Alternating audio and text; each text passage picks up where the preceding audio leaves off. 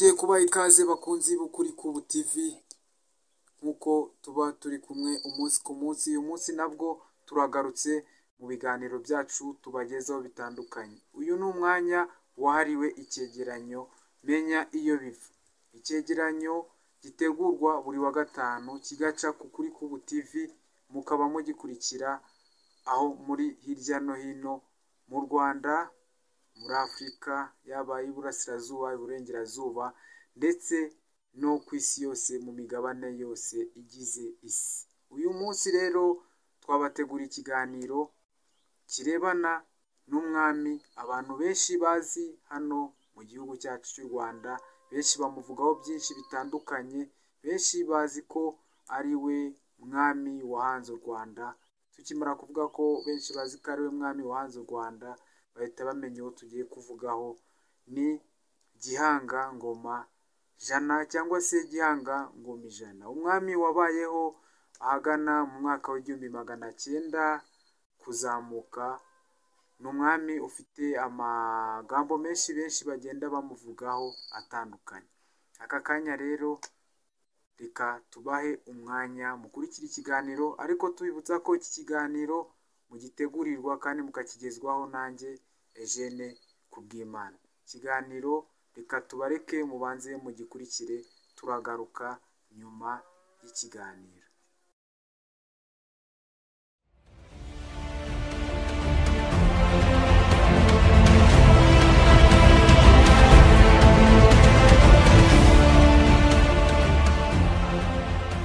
U Rwanda rwagiye rutegekwa n'abami batandukanye kuva rwabaho kugeza ubwo abanyarwanda bagabanwamo ibyiciro bitatu bikurikije ibihe, ari byo abami b'impanuka, abami b'umushumi n'abami b'ibitekerezo. Abami b'impanuka ni abakomoka kuri Seresi, abami b'umushumi ni abatazwi igihe bategekeye ibyabaye ku ngoma zabo, naho abami b'ibitekerezo ni abami bazwi neza igihe bategekeye n'ibyabaye ku ngoma zabo. Abami b'impanuka bahera kuri Shyerezo bakagera kuri Kazi, naho abami b'umushumi bahera kuri Gihanga cyahanze inka n'ingoma bakagera kuri Cyilima wa mbere Rugwe. Abami b'ibitekerezo ari nabo ba nyuma bahera kuri Kigeli wa mbere Mukobanya bakageza ku mwami wa nyuma wayoboye u Rwanda ari we Kigeli wa gatanu Ndahinduka. Iki kiganiro cyitwa Menya iyo biva, gitegurirwa kandi ukakigezwaho nanjye Eugene Kubwimana.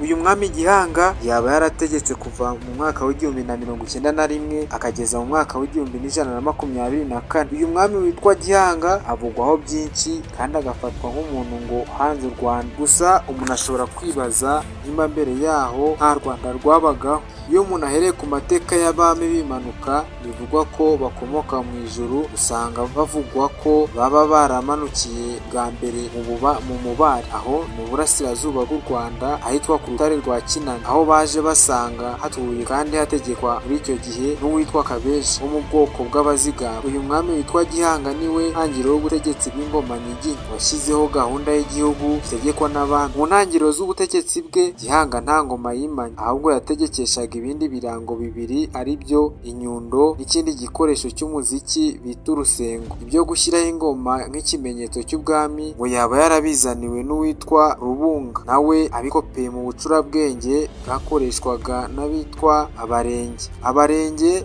bari Abasinga, aribo bitwaga Abasangwabutaka. Bivugwa ko Abanyiginya basanze bategeka bakaba ari abo bari mu gihugu mbere y'uko iriya ngoma Nyiginya iza kurutegeka. Ingoma ya mbere yakoreshejwe n'ubutegetsi bwa Gihanga yahawe izina rya Rwoga, bituruka ku ijambo kogera cyangwa se kwamamara. Rubunga wayizaniye Gihanga niwe bakunze kwitwa Mwungura, ari naho bakomerezaho bagira bati Mwungura wunguye ingoma Ubwiru. Akaba akomokwaho n'umuryango w'Abatege bituruka ku izina ry'umwe mu bakurambere babo witwaga Nyabutege.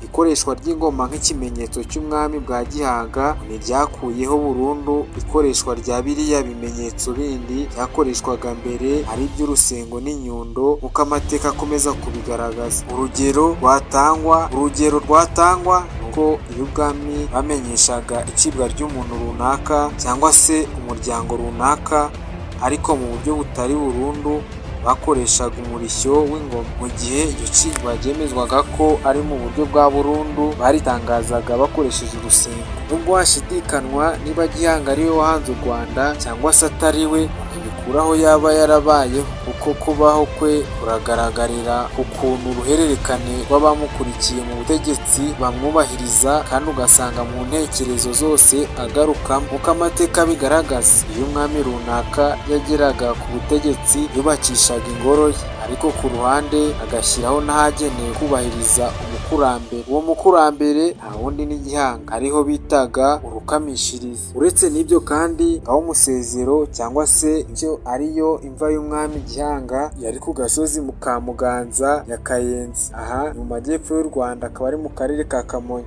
Naho hakorerwaga imihango yo kumuterekera, niba ariko nabyita. Ahangaha ibwami ngo bakaba barahoherezaga abiru bo kuhakorera imihango yabugenewe. Habaga indi mihango yamukorerwaga yari ishingiye ku nka, ikaba yarakorwaga n'abo mu muryango bita abaheka. Umutware wabo agatura irunda, aho naho ni mu majyepfo y'u Rwanda, ndetse akaba yarafatwaga nk'umwiru mukuru w'inka. Ntawakwirengagiza ubwoko bw'Abatsobe, nabo ngo bakomoka kuri Gihanga, kuko ngo uwo bakomokaho witwa Rutsobe ari umuhungu Gihanga yabyaye hanze. Uyu muryango nawo ukaba waraje kubaha ubwami kubera imihango y'ubwiru wakoraga, dore ko ngo banagiraga ingoma yabo yitwa Rwoma. Naho mu rwa baturukagaho ukaba wari Ikinyambi muri Runda.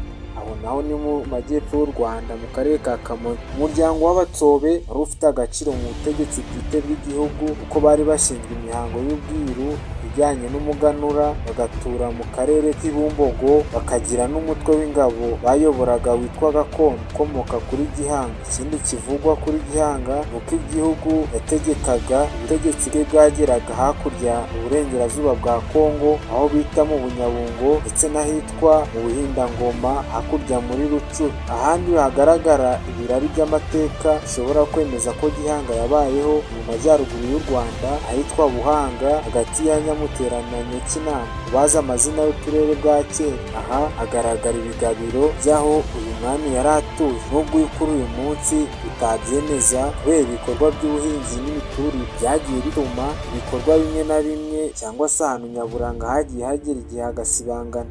Imwe mu mihango yakorerwaga muri aka gace niyakorwaga ku mfizi yitwa Rugira, yabanaga n'inka zitwa Ingizi nk'uko uyu munyamateka bivuga. Iyi mihango ngo yaba yaratangiye ku ngoma y'umwami Yuhi wa kabiri Gahima, ari nabwo umutwe w'ingabo zitwa Gakondo zatandukanaga n'izitwa Abanga Kugoma. Nyuma Abanga Kugoma bakoherezwa kuba mu Buhanga. Undi murwa Gihanga avugwa ko yatuyeho mu mateka ni uwari ahitwa Nyamirembe cyangwa se Ihumure, aho ni mu Mutara, aho uyu mwami ngo yaba yarahageneye umuhungu we Kanyarwanda ngo azaba ari we umusimbura ku ngoma amaze gutanga. Ikindi kandi abandi bami bose, Gihanga Ngoma Jana nawe yari afite abagore benshi, aho yababyayeho abana benshi batandukanye. Gihanga yagiye abyara abana batandukanye badahuje ba nyina, kuko nawe yari afite abagore benshi nk'uko byari bisanzwe bimenyerewe mu Rwanda rwo hambere. Umugore wa mbere wa Gihanga ni uwitwa Nyamususa, akaba umukobwa wa Jembe uturuka mu bwoko bw'Abarenge.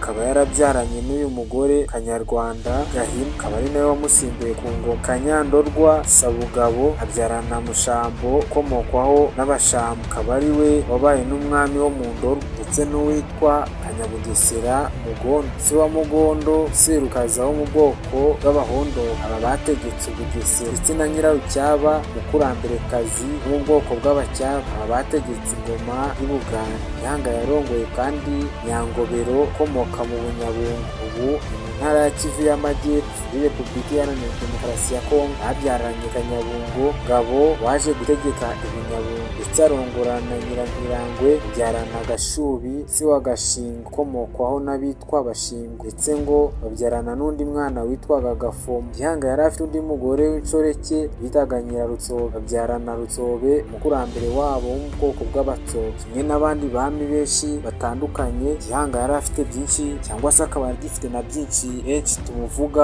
ari umwana ari umukuru, uyu munsi Gihanga bafite uko bamufata. Uyu mwami Gihanga amateka ye ntitwayavuga ngo tuyarangize, aya namwe mu mateka ye. Iki kiganiro cyitwa Menya iyo biva, jye wakiguteguriye kandi nkaba nyikugejejeho, yitwa Eugene Kubwimana. Televiziyo ni ukuri k'ubu TV. Turabashimiye, duhure ubutaha.